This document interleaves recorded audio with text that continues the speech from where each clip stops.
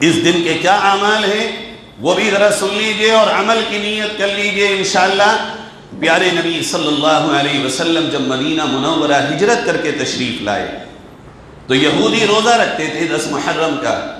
آپ نے یہودیوں کو بلوایا اور پوچھا کہ یہ روزہ کیوں رکھتے ہو؟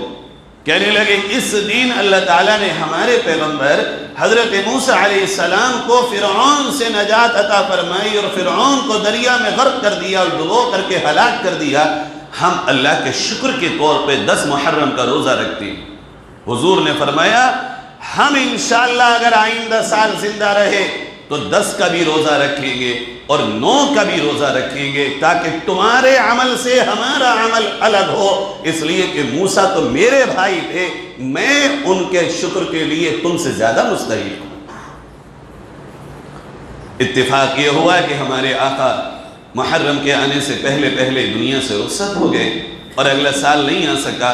اللہ کے ولیوں نے کتابوں میں لکھا کہ 9 اور 10 یا 11 اگر کوئی 9 کا نہ رکھ سکے تو محرم کے 2 روزے رکھے، اگر 9 اور 10 کا رکھے گا تو پیارے نبی کی چاہت پہ عمل کرے گا کہ میرے نبی کی چاہت یہ تھی کہ میں 9 تاریخ کا روزہ رکھوں، اس لیے چاہیے کہ 9 اور 10 محرم کا روزہ رکھے۔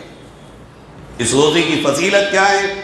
فرمایا ہم سب کے آقا حضرت محمد مصطفیٰ صلی اللہ علیہ وسلم نے کہ جو شخص یہ روزہ رکھے گا اللہ رب العزت اس کے پچھلے 1 سال کے چھوٹے چھوٹے گناہ جن کو صغیرہ گناہ کہتے ہیں سارے معاف فرما دے گا۔ اور فرمایا اللہ کو اس دن کے روزے اس دن کا جو روزہ ہے اللہ کو رمضان کے بعد سب سے زیادہ پسند روزہ یہی ہے۔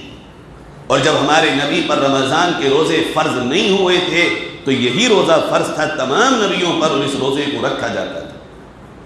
اس لیے تمام مسلمان مرد و عورتوں کو جن کو اللہ نے صحت دی ہو اور وہ سفر میں نہ ہو انہیں چاہیے کہ 9 اور 10 تاریخ کا روزہ رکھیں اور ان دنوں میں عبادت کریں زیادہ سے زیادہ۔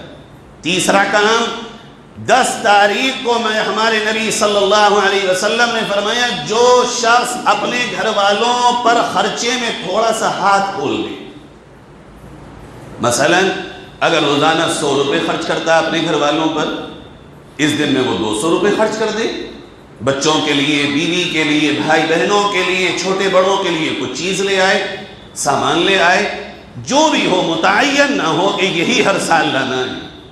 فرمایا تھوڑا سا ہاتھ کھول کر کے اگر تم خرچ کرو گے اپنے اہل و عیال پر، پیارے آقا صلی اللہ علیہ وسلم فرماتے اللہ اس دن کی برکت سے پورے سال کی روزی میں تمہارے کشادگی پیدا فرماتے۔